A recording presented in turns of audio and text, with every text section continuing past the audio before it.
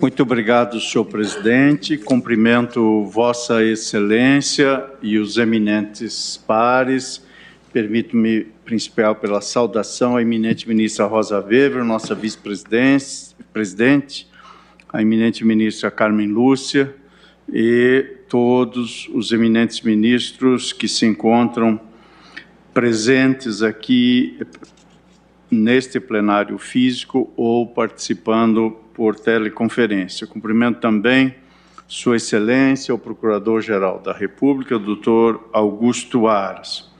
Senhor presidente, antes de mais nada, reitero e reafirmo o voto que proferi nesta ADPF 635 em sede de medida cautelar e agora em sede de embargo de declaração.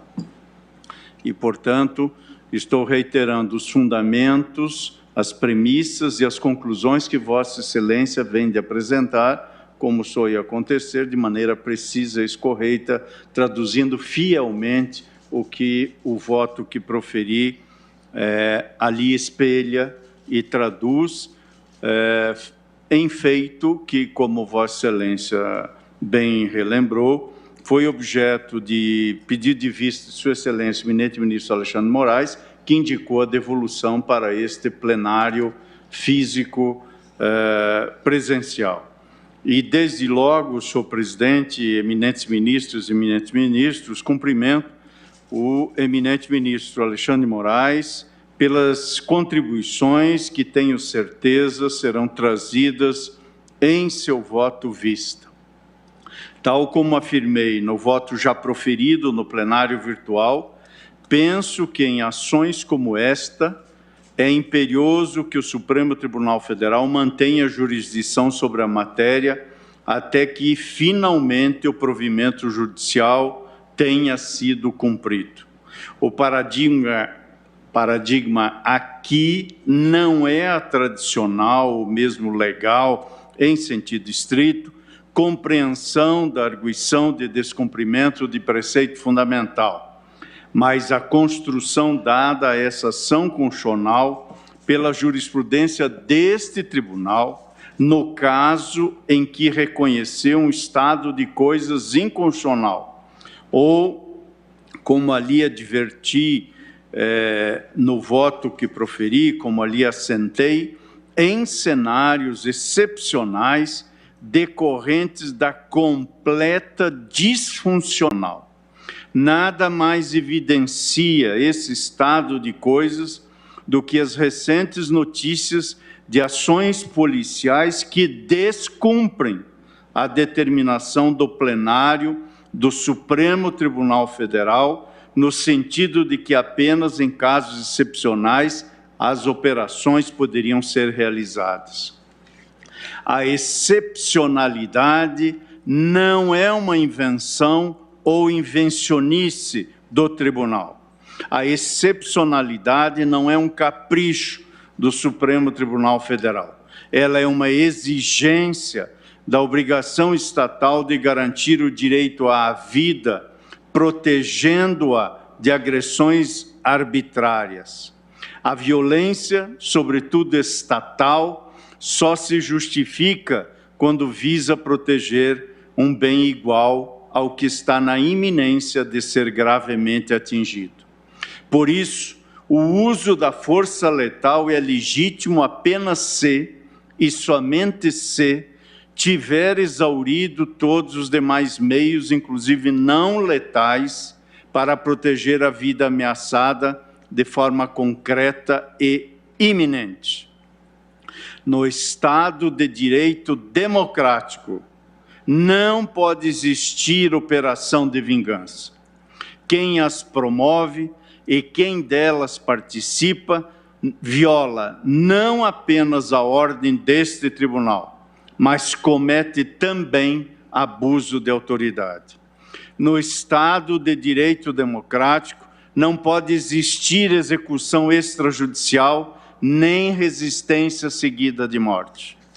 Quem as promove e quem delas participa abusa da autoridade e ataca frontalmente o Estado. No Estado de direito democrático não pode existir tortura. No Estado de direito democrático não existem mortes com merecimento. O Estado jamais pode tirar a vida de alguém apenas porque tem maus antecedentes. No Estado de direito, não se pode tolerar a impunidade dos agentes que, tendo autoridade pública, dela abusam para praticar crimes. Não estou com isso, senhor presidente, senhores ministros e senhoras ministras, fazendo crítica à atuação de todas as polícias, nem penso que esta corte esteja a dificultar o trabalho de policiais. Antes disso, tal como fiz no voto já lançado, este tribunal e este relator homenageiam os policiais que honram o serviço público e que desempenham sua missão com desarmado espírito público. Os bons policiais sabem que as normas que estabelecem os protocolos de atuação e as exigências para a realização de operações acolhidas por esse tribunal, com base nos princípios básicos sobre o uso da força letal, prevêem apenas deveres de cuidado, jamais impedem a realização de seu trabalho. Os bons policiais sabem que, como se costuma a dizer em voz corrente na Alemanha, todo crime doloso contém um crime culposo. Uma operação não justificada ou mal planejada e o uso desproporcional da força violam as normas de conduta policial. Se, em razão disso, pessoas vierem a ser atingidas, é necessário investigar a responsabilidade do agente do Estado. No Estado de Direito, não há bala perdida. No voto já proferido, fiz um elogio à atuação dos policiais e das policiais, que são verdadeiros heróis e heroínas. O elogio é genuíno, porque penso que essa decisão faz justiça à sua atuação. Quem acha que tem o poder para tirar uma vida, imagina que também tem para não tirá-la, e com isso passa a negociar a vida. Quem faz operação autonomizada não é policial, é miliciano. E miliciano não pode ter lugar no Estado de Direito e muito menos na polícia. Isso nada tem de novo. É um compromisso da Constituição Federal. Para que não haja dúvida sobre esse compromisso, tal dever vem sendo reiteradamente confirmado pela República Federativa do Brasil, aí abrangidos União, Estados, Distrito Federal e municípios. Um exemplo disso está no compromisso assumido perante o Conselho de Direitos Humanos, no sentido de acabar com as execuções extrajudiciais por ocasião do terceiro ciclo da revisão periódica universal. A decisão da Corte Interamericana nada mais é nesse sentido do que a renovação pública desse compromisso. E, no entanto, o Estado brasileiro insiste em desonrar esse compromisso. As mortes causadas por policiais estão em ascensão e não em declínio. A solução política se beneficia da retórica belicosa, transformando cidadãs e cidadãos em inimigos e impondo gastos de difícil justificação, mesmo em países que estão em guerra. O único efeito dessa solução política é, como apontou a professora Jaqueline Muniz durante a audiência pública, é aumentar o preço dos acordos sobre o controle dos territórios. Isso não é combater o crime, isso é governar com o crime. Sem querer me alongar, senhor presidente, e considerando o voto já lançado, penso que estamos aqui diante de um evidente estado de coisas inconstitucional e a resposta para esses casos exige que esse tribunal, para fazer cumprir a Constituição, mantenha a jurisdição sobre o caso, propondo remédios que se fizerem adequados. Por tudo isso, o tribunal não deve abrir mão da supervisão jurisdicional da decisão, inclusive por meio da criação de um observatório próprio para o tema. E, por fim, senhor presidente, senhoras ministras, senhores ministros, gostaria de acrescentar no voto já lançado que convênias das opiniões eventuais em sentido diverso, que desde logo manifesto o meu respeito integral, nada obstante aqui reafirmo e ratifico uma disposição relativamente à ordem para determinar que o Estado do Rio de Janeiro, no prazo máximo de 180 dias, instale equipamentos de GPS e sistemas de gravação de áudio e vídeo nas viaturas municipais e nas fardas dos agentes de segurança, com posterior armazenamento digital dos respectivos arquivos.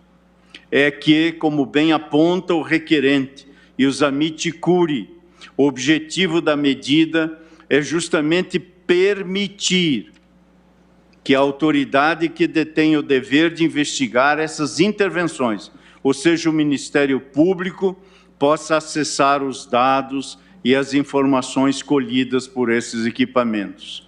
E, de fato, de acordo com os princípios básicos sobre a utilização da força e de armas de fogo pelos funcionários responsáveis pela aplicação da lei, sempre que houver um incidente, deve a autoridade policial imediatamente reportar os fatos à autoridade correicional e ao Ministério Público. Além disso, deve também o Ministério Público ter acesso ao processo de responsabilização, como se lê dos itens 22 e 23 daqueles princípios básicos sobre a utilização da força e de armas de fogo pelos funcionários responsáveis pela aplicação da lei.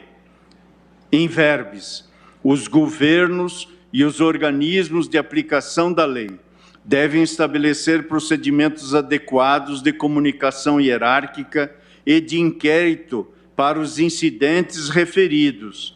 Para os incidentes que sejam objeto de relatório por força dos presentes princípios, os governos e os organismos de aplicação da lei devem garantir a possibilidade de um efetivo procedimento de controle e que as autoridades independentes, administrativas ou do Ministério Público, possam exercer a sua jurisdição nas condições adequadas. Em caso de morte, lesão grave ou outra consequência grave, deve ser enviado de imediato um relatório detalhado às autoridades competentes encarregadas do inquérito. Sejam utilizadas a força ou armas de fogo, ou seus representantes autorizados devem ter acesso a um processo independente, em particular a um processo judicial. Em caso de morte dessas pessoas, a presente disposição aplica-se às pessoas a seu cargo, fecho aspas da citação. Assim, e concluindo esta breve complementação, senhor presidente, especificamente complementando quanto à instalação de equipamentos de GPS e de sistemas de gravação de áudio e vídeo nas viaturas policiais e nas fardas dos agentes de segurança, devem os respectivos arquivos digitais ser enviados ao Ministério Público do Estado do Rio de Janeiro, podendo ser acessados mediante solicitação prévia pelas vítimas da ocorrência gravada, por seus familiares e representantes legais, bem como pela Defensoria Pública do Estado do Rio de Janeiro.